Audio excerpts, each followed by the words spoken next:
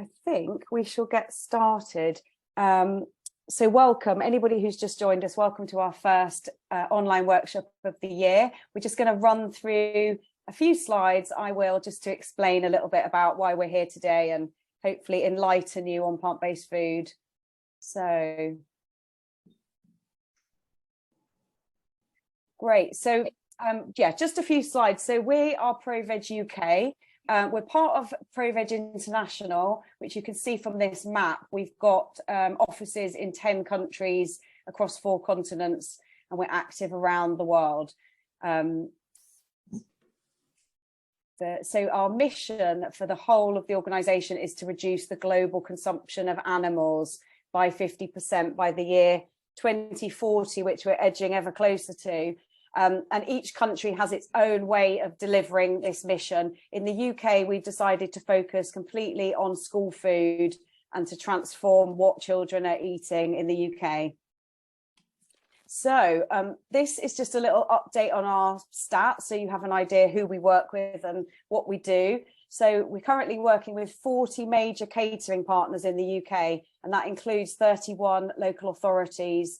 Those are in England, Scotland and Wales, and that comes to over 5,000 schools now that are eating from the menus that we help to shape, and that amounts to over 800,000 children that eat from those menus every day. And what's great is these numbers are just ticking up every time we have one of these webinars, so that's good. Very simply, our aims of the School Plates programme are to make school food healthier, so healthier for us, for children, and more sustainable, so healthier for the planet. And the kind of third thing is that the programme also saves money. This isn't why we do it, but it's what we're seeing happening because the ingredients are cheaper. So it's another positive. And everything we do is evidence-based. So we look at things like the National Food Strategy and the Climate Change Committee, and basically the experts who are telling us what we need to do to be healthier and save the planet. And the Climate Change Committee have advised local authorities to offer a fully plant-based option every day and ensure that staff are trained in vegan and vegetarian cooking. So it's just really, this is what we do, and we're here to help you do it. And that's what we're being advised that we should all be doing. So do just ask us if you need some help. This is just a little snapshot. Apologies if you've seen it before, but it's just looking at the CO2 emissions in school food. So we've done a bit of analysis. We look at loads of menus all the time, and we've taken all the most popular meat-based dishes, most popular vegetarian ones, and our own plant-based recipes. And we've just taken the average CO2 for a typical primary school portion. And you can see basically the meat-based dishes, well, a plant-based dish is about a quarter of a typical meat-based dish. A vegetarian dish is about halfway. So you could effectively have 4 of our plant-based recipes for the same as having 1 meat-based dish. It's just a nice kind of example of the impact that food has on the planet. And again, we've just done a little comparison here. You can find this on our website. It's in both of our brochures that you can download for free. But we're just comparing a typical spaghetti bolognese that we would see on a school menu with our plant-based version. So here what we've done is we've just taken, I think it has 50 grams of beef mince in the first one, and we've switched that out for 50% lentils and 50% soya protein. And we've just compared on all these different factors. So essentially what we're saying is that the plant-based version is 27% cheaper. It's 87% lower in saturated fat.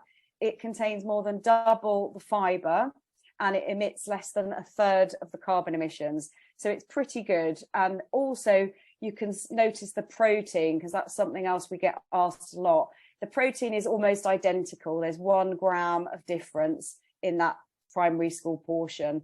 So kids aren't going to miss out on key nutrients at all.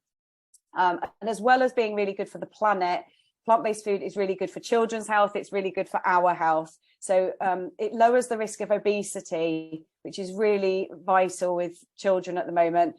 We're seeing 10% of children starting school are obese in England. And by the time they get to age 10, that's doubled to over 20%. And actually, it's over a third of children at 10 years of age are either obese or overweight. So plant-based food helps to manage and maintain a healthy weight. So it's really important.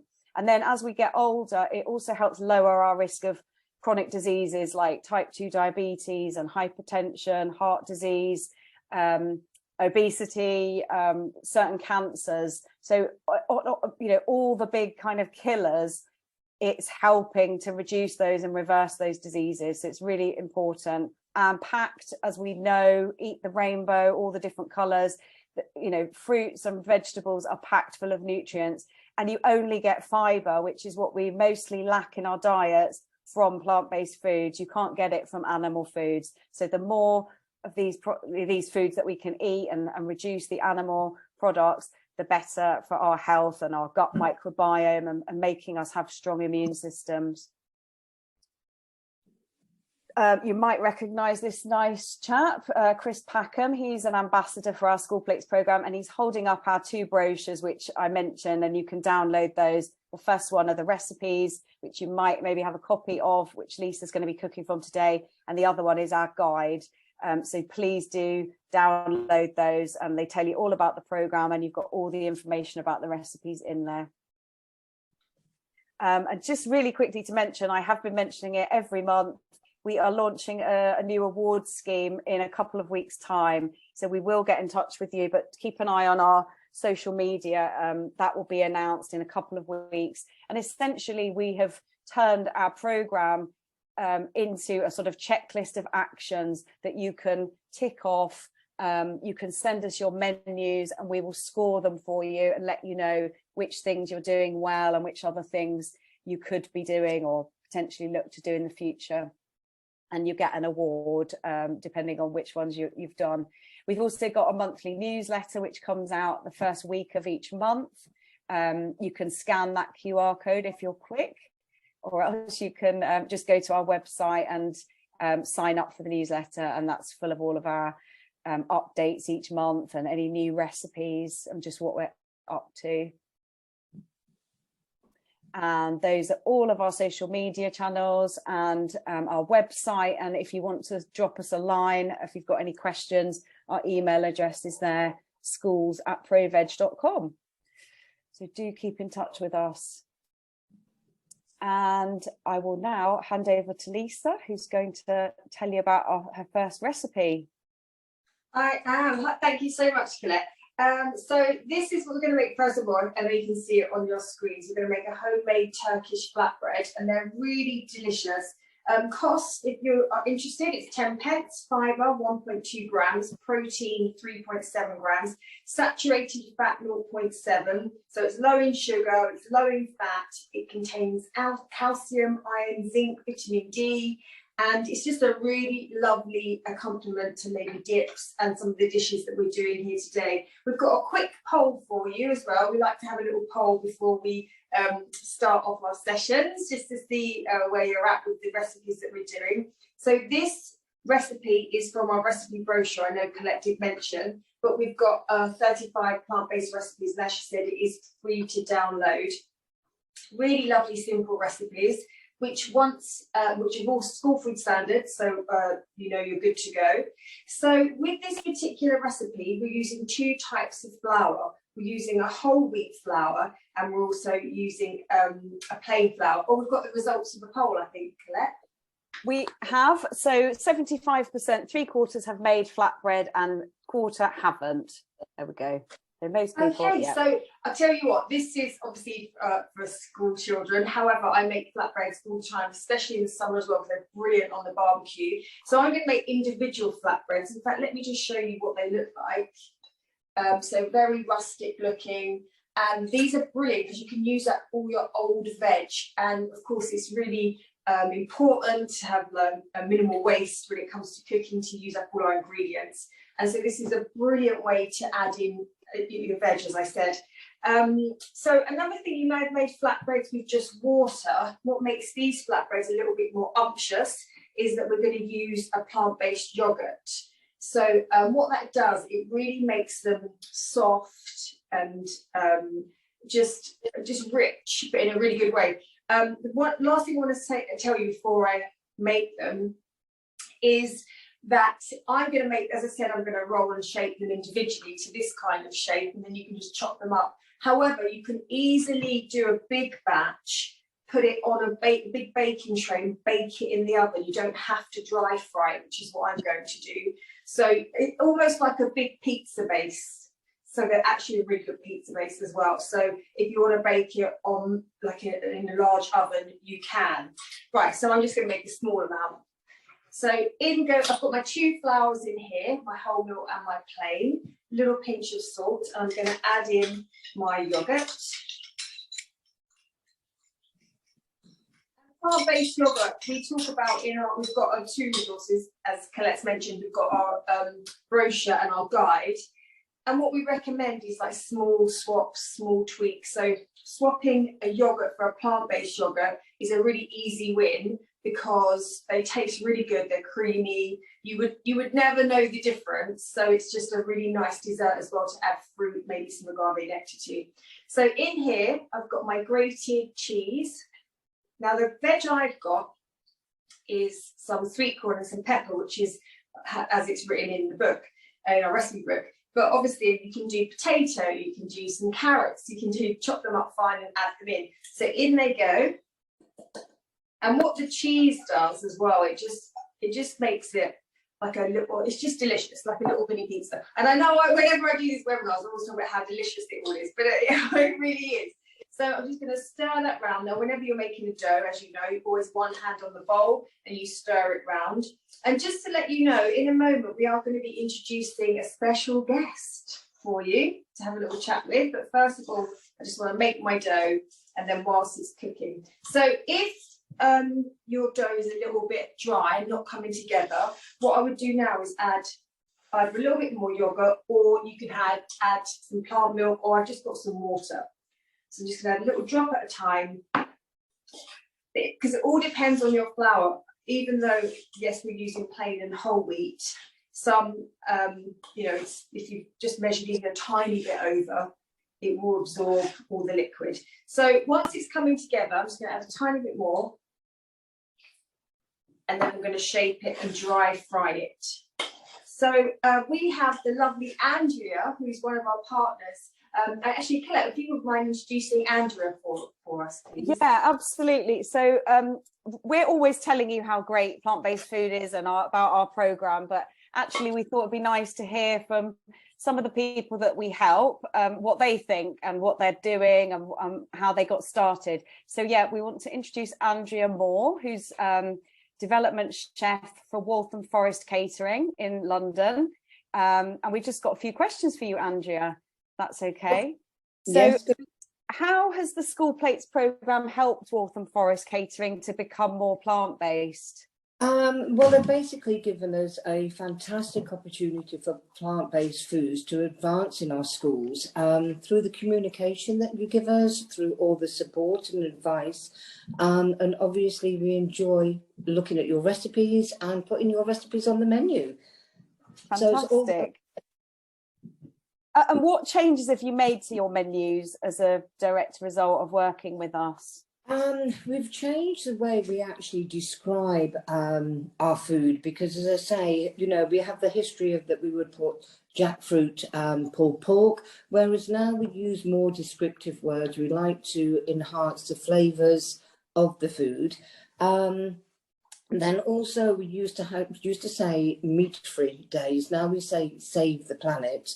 We've also changed our options. As I say, our first choice would always be meat, whereas now we're putting our plant-based as our first choice on the menu, and meat is probably the third choice. Then also on the counter, as I say, our first choice will be plant-based. Fantastic. You're doing such a good job. And what would be your top tips that you'd offer to schools that might be joining today to just get started, who don't know where to begin with this? I would actually get the parents and the children involved as much as possible, because, as I say, we need the understanding that we're trying to save the planet for the children. And once again, ask for advice, ask for help, and the support is out there, and experiment with new recipes. Perfect. Yeah, you do this all the time. I know, it's great. It's a never-ending cycle. Yes. And have there been any challenges along the way, and how have you overcome these? Yes, there's been many challenges, but I think the main challenge is from a professional point of view, the cooks and the children, as I say, our knowledge was very limited on plant-based. So how we've overcome that is, as far as the cooks are concerned, we've been on personalised workshops. Obviously, we come to your online webinars. So the training that we've had is inspired our cooks to think and cook with plant-based, and it helps us to understand with the ingredients and how we can make the food delicious and tasty. As far as the children are concerned, we actually go to schools and we do a taster session, and we also get the parents involved. So we encourage the children to try, and potentially they can help develop our new menu, because they taste the food, they vote on the food, and then to give them a little bit extra special, we name that dish after the school. So, you know, for example, coppermill pasta, and as I say, so they take ownership on it. It's brilliant. Absolutely love it. And what's your most popular plant-based dish, Andrea? I think the jackfruit jambalaya, and also mac and cheese with a twist. So, as I say, we like to play a game with the children, and they have it, and then we say, what is the twist? And the twist is Marmite. Yeah, they that don't magic ingredient. Yes, definitely. Very good. And are there any popular dishes that have surprised you that you've put on that you thought, oh, they won't go for this, but you've actually really liked? Yes, because a lot of the plant-based things, the ingredients are actually hidden. Whereas the one thing that surprised me was sticky tofu, because we cut it in blocks and you can see what it represents. Whereas, as I say, for example, the jackfruit jambalaya is mixed in with rice, so the children can't actually see the evidence of it. And also we do a lime, lemon and courgette muffin. Wow, that sounds awesome. You know, we're trying to get the vegetables into the desserts. Love it. We might be having to steal some of these recipes for our new recipe book. We're going to put some tofu in, actually. We've been inspired by you and your tofu. And what do the children think about this? Are they embracing of it? Are they happy that there's these options? What do they say? As I say, the children have received it very, very well. And as I say, and I think what they appreciate is knowing that what they eat is good for the environment and the planet. Yeah, really good. That's so positive. And I'm sure your Save the Planet days do a lot to help get that message across. So you're doing an awesome job, but where do you go from here? What next? Right, so obviously we will continue to develop new recipes, and we will increase our plant-based options, because a lot of the work that we've been doing is in primaries and we haven't really tapped into the secondary market. So we'd like to develop our grab and go in the secondaries. Then we'd also like to look at our plant-based, because we don't offer yogurt and ice cream at the moment. So that's something that we'd like to look into. And then also we're introducing for the children our forest eco rangers. So for the children to get involved, so that'll be on our website, and it will have puzzles and games and recipes and stickers. So that will be launched within the next couple of months or so. Fantastic. So that's how I'd like to go forward. Brilliant. We're utterly in awe of what you're doing. We've got lots of other great partners doing fabulous things, but you are very, very good, and we love your enthusiasm and getting kids on board with all of this. I mean, it's wonderful. So thank you for joining us. We'll have to invite you back, and you can tell us what next, maybe in a few more months. That would be great. But thank you for joining us today, Andrea. And thank you very much for having me. You're welcome. We'll go back to Lisa with her flatbread. How's it coming along? Yeah, I mean, they're so easy to make and they're so delicious. So yeah, so honestly, do try this one at home, especially if you're looking for a really quick, easy recipe to see whether you like it. I mean, what's not to love? Actually, I won't put my finger in there because it's boiling hot. But I just showed you, just in a dry pan or in the oven. Hold on. And you've got all the lovely veg. I don't know if you can see it, but this one's looks lovely. Too much. I'm most interested in the fact that it's got cheese in it, I have to say. I know, it's only 30 grams of cheese for quite a big amount of dough, but you can it really makes a massive difference. And it's just really lovely with a dip, and it's a really lovely side. So I'm just going to put this down. I'm going to remove my hot pan. And then we are going to make a really fantastic recipe and something a little bit different. And you can, if you might be familiar with our recipes, and this is a Moroccan rainbow tagine. So we'll have a look at the stats on this one. So the cost of the Moroccan rainbow tagine is 59 pence per portion. It is 9 grams of fibre, 8.4 grams of protein, 0.8 grams of saturated fat.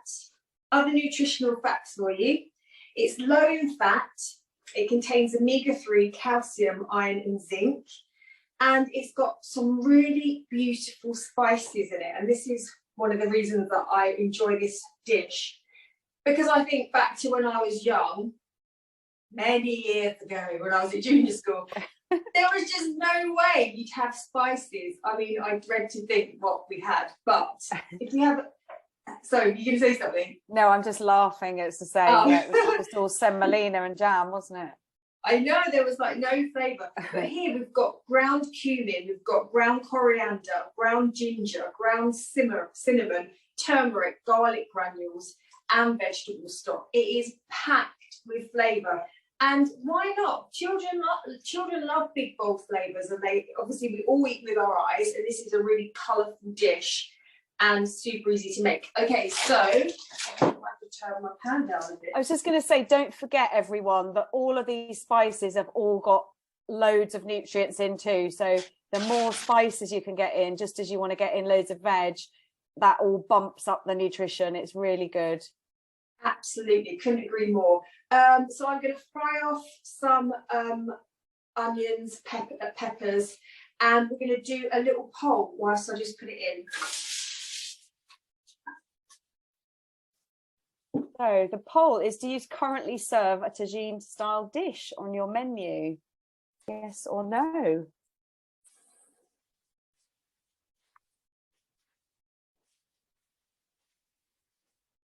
So here it goes. 43% currently do. Sorry, Lisa.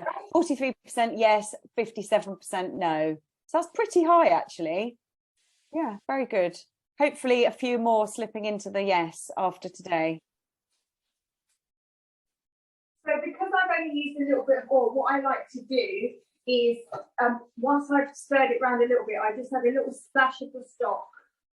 And that, oh, you get a little facial. My pan's super hot. And that will just stop it, it will just deglaze it a little bit, any kind of sticking, and it cools it down a little bit if you're like me and your pan's like really hot. So I just like the sizzle, so I like to make sure it's nice and hot. So we're going to stir them around. I'm going to talk through the other ingredients with you.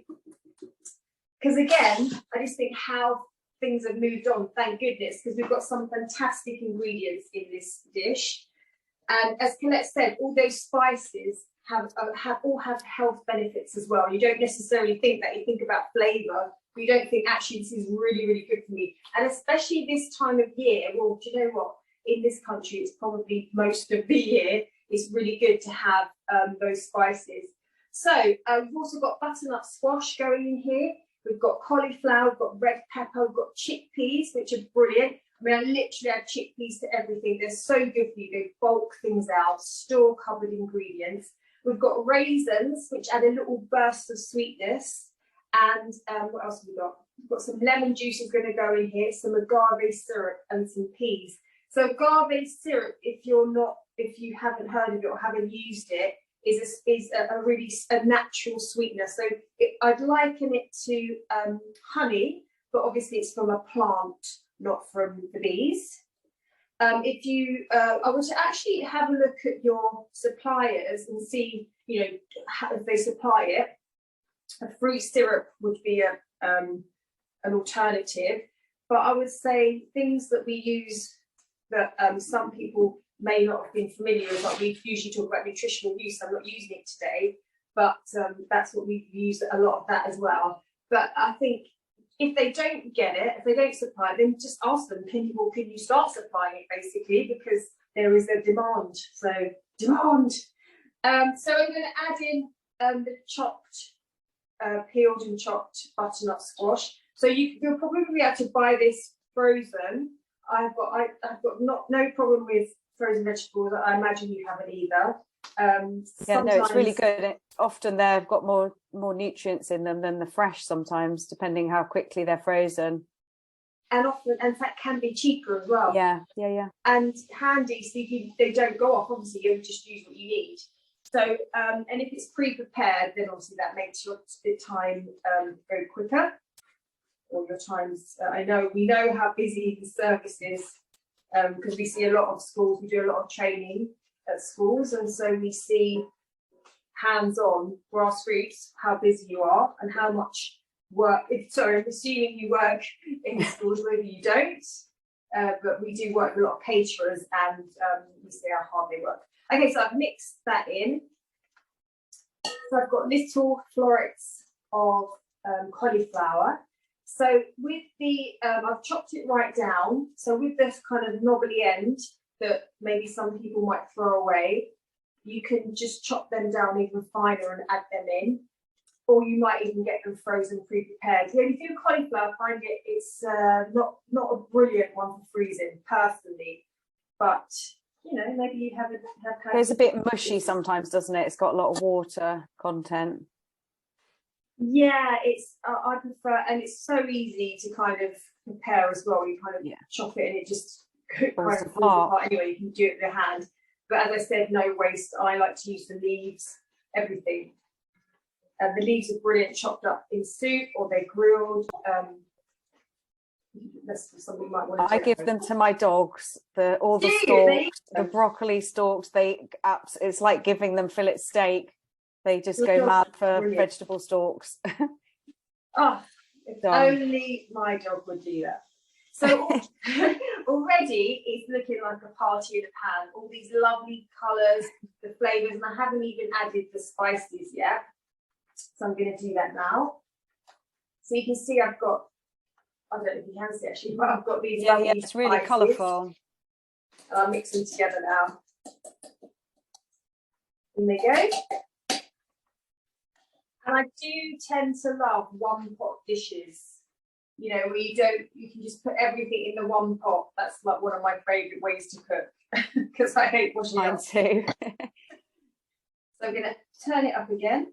I'm going to mix it round. Oh, and now the flavours, the smell is really kind of kicking in. It's lovely. Now, this dish as well is one of those dishes that I would like the next day as well, because it would all marinate like really beautifully.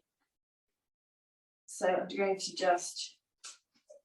So if anyone has any questions, by the way, any questions or comments, please post them. We'll pick them up as we go along. Absolutely. I'm going to whack in my chickpeas. And the raisins. You've got the full the raisins too, yeah. Yeah.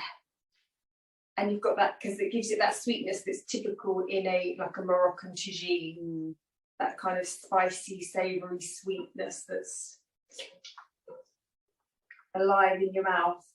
It sounds weird, but yeah, taste buds. Okay, so I'm carefully mixing that round. To that, I'm going to add in the peas. You're definitely getting your 5 a day here. Yeah. Oh yeah. And also, you know, the colours as well. It's really appetising to look at. And you can do this again in a huge, big batch. So, you know, a nice, easy dish to make.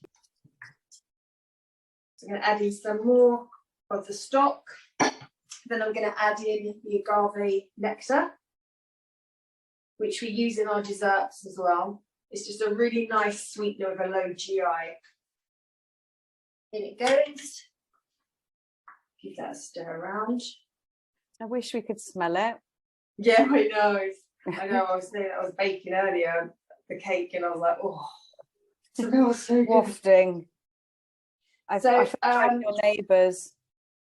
I know, they actually, when I don't cook, they actually say, oh, you've not been cooking today. I'm like, oh gosh, open the window. Right, so the last thing I'm going to add is the lemon juice. I'm just going to, if I'm using a lemon, if I'm adding lemon juice, I always add the zest as well, just to make it even more lemony. The zest's the best bit, isn't it? Just it's like lemony. It's really good. Yeah, and you've got the oils.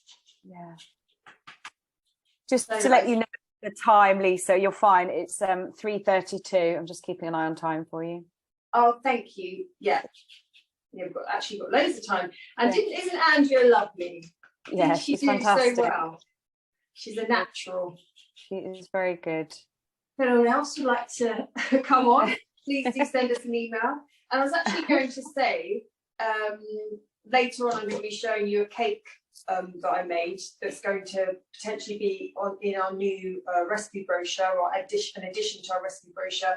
So if anyone would like to test any of our recipes, because we have to test them all, then do send us an email, because lovely Andrea, she did test the sweet potato cake and she said the children really liked it. We haven't run them through the nutritional values yet, but we have an idea. Obviously, we're not going to ask you to test something that is completely a million miles away from what you're used to. But if you just want to, if you could test it just for your own interest, any feedback's brilliant.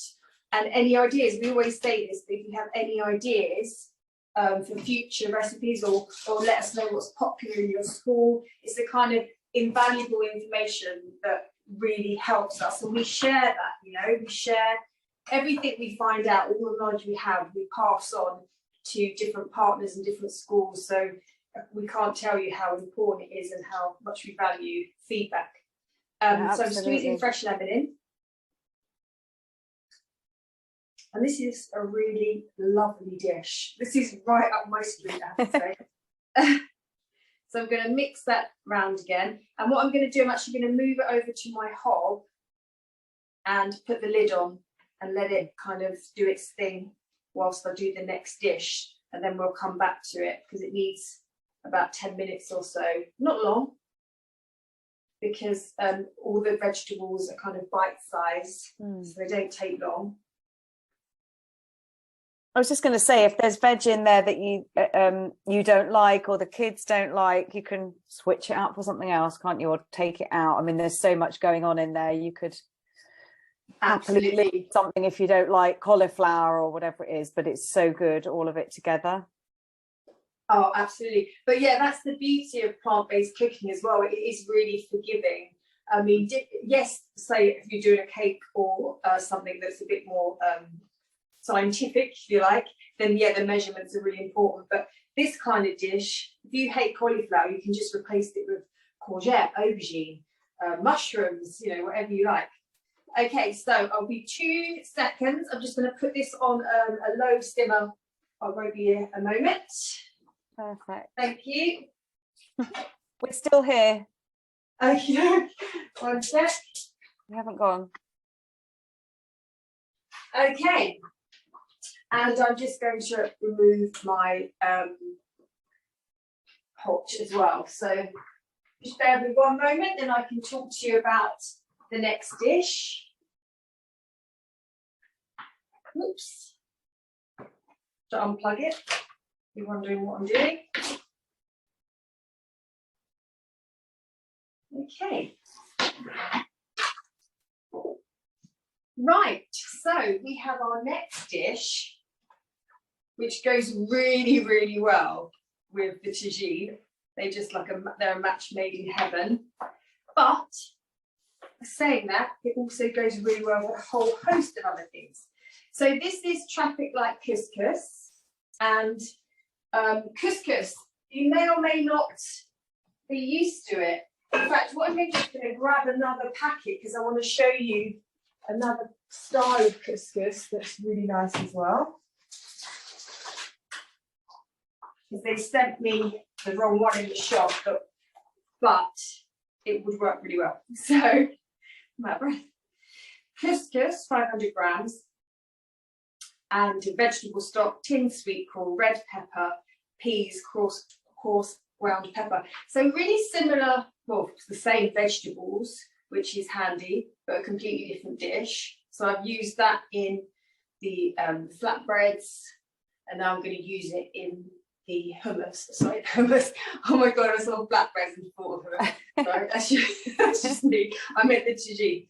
Right, so traffic like couscous costs 20 pence per portion, fibre 5.9, protein 8.1, so it's high in protein, saturated fat 0.4, so it's low in fat, low in sugar, low in salt, contains calcium, iron and zinc. And yeah, so I can't remember if we did a poll or not, should we? So yes, here we go, couscous. So do you cook with couscous and do the children like it? Is the question, or the two questions.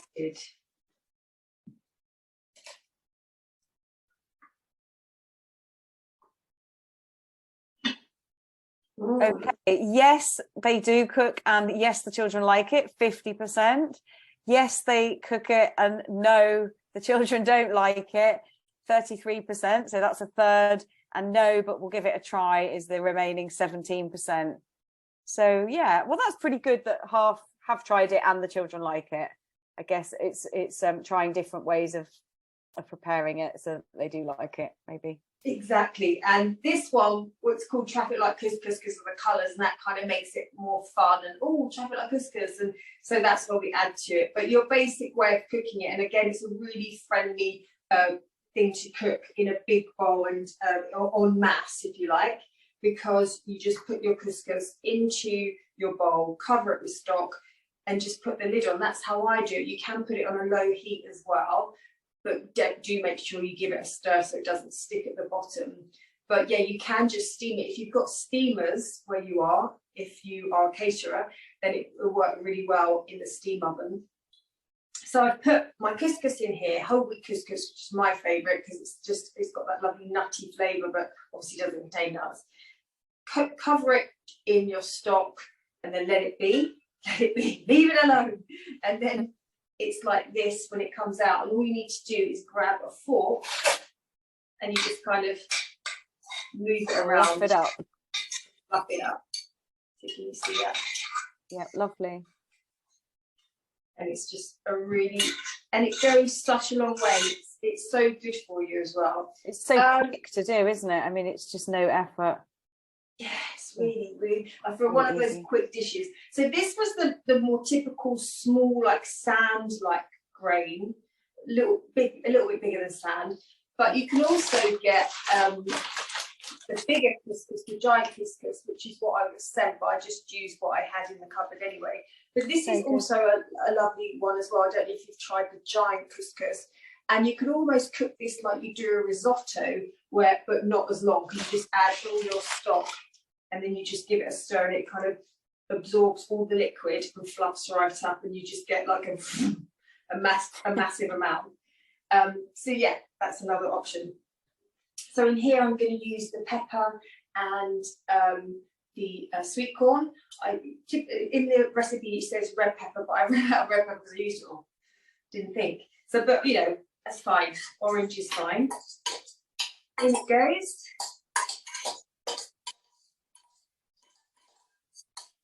And then to that, I'm also going to add some of the frozen peas as well. And I absolutely love peas. I love the colour. So do I. I love the taste. The peas are just joy. Yeah, peas can do no wrong as far as I'm concerned. Give peas a chance. Oh no! Oh dear. Oh dear, be quiet. No, that was very good. Good attempt. Good attempt. It's late, come on. Yeah. Now this isn't in the recipe, but because I've got my lemon, I'm just going to add some lemon into it as well, because it's there, I don't want to waste it, and I'm going to have served this with the couscous, the tagine anyway. And of course, lemon, really lovely flavours, vitamin C. And that is how easy it is to make a really nice couscous, traffic light couscous. So I'm going to just put that to one side.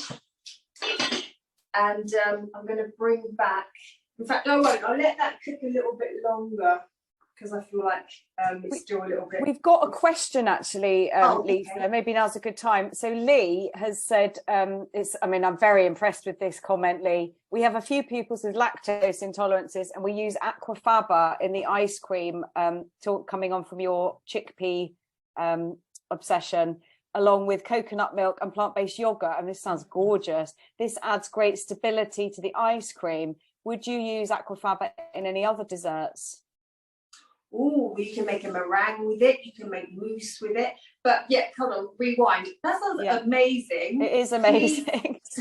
Please can we have some of your ice cream, please, Lee? Yeah, we want to try the recipe. Ice cream. It sounds so good. So yeah, aquafaba is really good. You can actually put it into cakes and make them lighter. If anyone doesn't know what aquafaba is, it's the liquid from the chickpea. It's the water that you get in your chickpeas, and it's got the same, the same protein profile as egg whites, so you can use them in the same way. You whisk them up and it does the same thing, and it looks like egg whites. Yes. Yeah. You can actually buy it in a tin, a packet, like a Tetra Pak thing. Yeah, but I tend to use from the can, because obviously you're not wasting it and it's free. Yeah. And I spoke to the people that make it in the packet, and I said, what's the difference? And they said you get more consistency. But I think that's true. I think depending on which brand of chickpeas, it performs differently. If how long they've been cooked for and everything. If you want reliability, then the dedicated one is probably more reliable. Yeah, and it's a little bit easier, isn't it? Because you might need more. But yes, so that is a really good question, and I'll be waiting for the recipe. Yeah, we can't wait for that, Lee. Thank you. Thank you, Lee. So I think I'm going to make another dish for you, and let the tagine still keep going, and whilst we put the slide up, I'm going to turn it down a little bit. So we're going to make the roasted veggie salad with a creamy orange dressing. How good does that sound? Very good. Yeah. So we'll just have a little slide to show you what it looks like, but if not to worry. So this one, the roasted veggie salad with creamy orange dressing, is 28p. 3.4 grams of fibre, 3.3 grams of protein, 0.7 of saturated fat, again low in sugar, low in salt. It contains omega-3, calcium, iron, zinc, so it's packed with goodness. So there it is. That's the couscous. That's not the couscous. Worry. That's reminding me I've got to check my tagine. Here's the roasted veggie salad. Oh, the tagine looking good. It looks lovely. Yes, so this is absolutely a joy. So the vegetables we're using again are butternut squash, which is a lovely veg, sweet potato, one of my favourites, broccoli, red pepper, and then for the dressing, it's plant-based yogurt, plant-based mayonnaise, orange juice, and pumpkin seeds. So a really nice salad, a little bit different as well. I'm going to start with the dressing first. So I've got my plant-based yogurt, another really easy swap, plant-based mayonnaise. It tastes exactly the same as traditional mayonnaise, so you would no way know the difference. So I'm going to get a big dollop of that, and it's just creamy and yummy, and I love mayonnaise. So I'm going to stir that in. Give that a nice mix round. This is a really lovely salad dressing, not just for this particular dish, but kind of any dish as well. And then to that, I'm going to add some orange juice, and again, it doesn't say in the recipe, but I'm just going to use a little bit of zest as well, just because I think I'm going to be using the juice.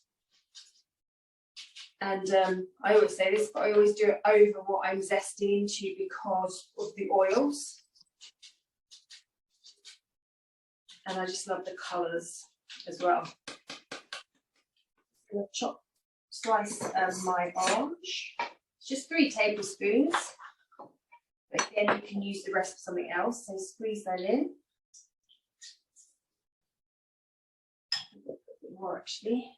Well, these oranges are lovely. Good. And give that a stir.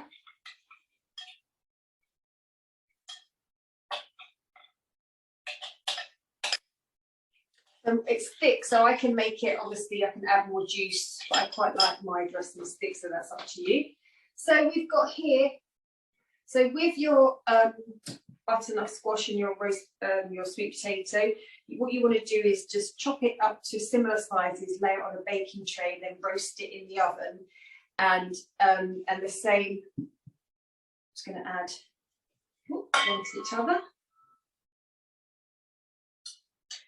And the same with your broccoli and your peppers. Now, I've been a bit controversial. I actually haven't roasted my broccoli, even though I do love roasted broccoli, but I just wanted to try it with the pepper not roasted. But if you follow the recipe, which I would definitely advise you to do so, you want to roast it all together and it will just all cook the same. It's very, very nice. But I'm just making it a little bit different. Giving that a little stir around. Lovely colours. Yeah, it's a happy dish. Yeah. And then I'm going to add some of the dressing. And it's just like, I can't tell you the amount of boring salads I've eaten. You're just like, oh, you just don't want to eat it. You're just like, this is just too boring. When you get something like this and you're like, oh, yum. This is absolutely delicious. And you can make it, then keep it in the fridge, like store it, because it's a cold salad. So you can make it in advance. Now, the last thing I'm going to add is my pumpkin seeds. Pumpkin seeds are a really good snack as well. I don't know if you've ever toasted them, dry fried them or toasted them in the oven. And what happens is if you put them on like a baking tray, they start to pop like popcorn, and then you want to take them out. And then they puff up and they go nutty, which is really nice. Like this in their kind of raw state, they're a bit more chewy, but it's very nice, but you might want to try that as well. So I'm going to add them in. Give them a stir around. And then we're going to put this another nice little crunch, doesn't it? Yeah. A bit of texture. Yeah, with this actually, talking of crunch, you could add carrot into this as well. You could add lots of different vegetables depending. But obviously, the recipes are all like complete recipes. They're all balanced, they taste good, you can just follow them, it's easy. Or you can just take inspiration. Maybe like Andrew, you're a development chef, and you think, oh, right, okay, well, I do this, I do that with it. So a lovely big bit of salad there. I quite fancy that with the couscous, actually. That would be quite nice right now. All of it. You know what I'm going to be doing? Eating through the evening. Yeah. Lovely. And there we have just a really lovely, can you see that? A really lovely. Yeah, you can see it looks great. Very nice. Yeah, lovely. Put that down here. And then I'm going to bring over the tagine. It's a shame you can't see this. So I'll be 1 second. I'm just going to put the tagine here, and then I'll plate up one as well, and then talk to you about the cake. How exciting, the cake. Yeah.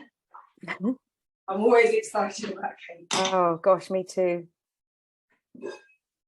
Oh, wow. So I just left it to do its thing. You've just got lovely. I bet that smells good right there. It does, it really does. So I'm going to add in some of the couscous to plate up. As I said, you don't have to put these two together, but I just think they work really well. So I've got the traffic light couscous.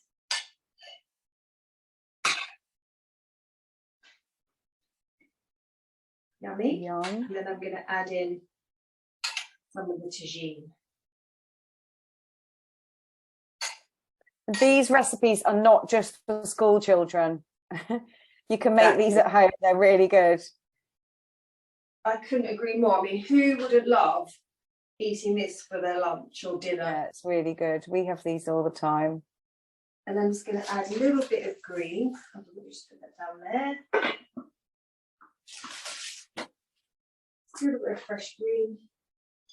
You've got 8 minutes, Lisa. Oh, it's time. Yeah. Nice. And then there you go. You've got like Beautiful. a really lovely dish. Looks Absolutely lovely. gorgeous. Okay, so as I said before, we're developing different recipes, trying different recipes, getting ideas from our partners, looking through our menus, seeing what's really popular. And so this is one we've come up with, which is a chocolate cake, but predominantly made with, this is what I get my facial from the steam, predominantly made with sweet potato, and the frosting is actually sweet potato, cocoa powder, and some agave syrup. So it's really simple to make because you can tray bake it, and it's a really lovely dish, cake. Let me cut a bit and show you. So we've got a quick poll here, Lisa. So just lovely. asking, do you make any desserts with vegetables in? And if you do, we'd love to know in the chat which vegetables you're putting in your dishes, in your desserts. So 69% are putting vegetables in their desserts. So this is brilliant. Yeah, do tell what you're making. We'd love to know. Yeah, that's quite high, I think. 69%. Yeah, it's really good. We want to steal your ideas, please. Yeah, well, we want to share them with. Share them, sorry, share, not steal. Slash steal. The sweet potato, like, it doesn't taste of sweet potato, obviously. Like when you do a carrot cake, it doesn't taste of carrot, which is the typical one. We're all familiar with a carrot cake. We're quite comfortable with that. So this is just a little bit different.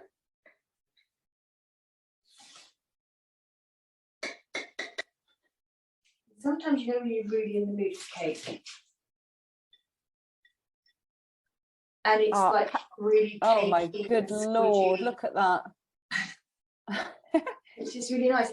And actually, I think orange would work well with it, like a orange frosting, and just fresh orange.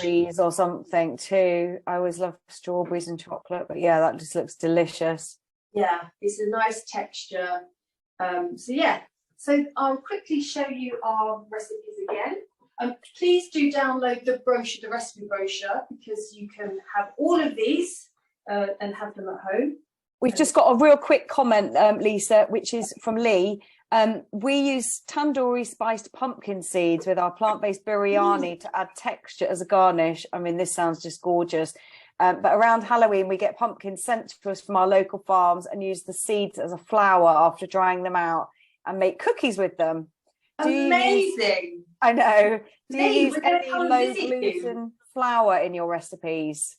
I love that. Sorry, what's that question? The question was, do we use any low gluten flour in our recipes? Really good question. We're actually going to try and develop some recipes that are all allergen free. At the moment, no, but we can swap out for sure. So we use chickpea flour. So we use channel chickpea flour. So that's that's so yes. Yeah. We're going to basically include more that are free of the 14 allergens. I think we've got about 6 or 7 recipes out of the 35 that are, but we want to try and include some more, or at least some alternative versions, so you can hang on, we've got Catherine who says we make courgette and cocoa muffins, parsnip and lemon muffins. That sounds good. And chocolate and beetroot and carrot cake. Love it. Nice. They all sound delicious. Parsnip and lemon. That sounds good, doesn't it? Yes. We need to. We're noting all of these. Thank you. Sorry. So we've got our flatbreads made with plant plant yogurt. We've got our lovely salad with that lovely creamy orange dressing. And we've got our couscous and tagine. And also nice. we have a cake to finish it all off. So thank you so much for joining us. If anyone has any questions, I think we've got a few minutes. We've got a few minutes. I'm just wondering if we can maybe pop in the chat the link for the next, or the date for the next workshop. I haven't got it to hand. If anybody wants to sign up, if you haven't already, please do. Let me just check when it is. Hang on a second. When is the next one? And also, if you have any recipes you want to share, please do email. And if you want us to send you any of the new recipes to try before they're published, please let us know as well. And here we go. The 8th of February, and the link is in the chat if you want to click on that and register for the next one. And again, we've got a quick poll at the end when the webinar ends. We'd be really delighted if you fill that out, and you've got space if there's anything you want to suggest for next time or a future, anything you'd like to see. We'll take all of your comments into account. Yeah. And if there's a recipe that you have that you want us to share and me to demo, I'd be more than interested to. We'll just run the analytics, and then we can demo it for you and give you a shout out. Yeah, absolutely. We always want winning recipes. That's great. I don't think we've got any more questions, so maybe we'll say farewell for today. Thanks for joining us and being enthusiastic in January, and we'll see you in less than a month, hopefully. Yeah. Thank you very much, everybody. Bye-bye.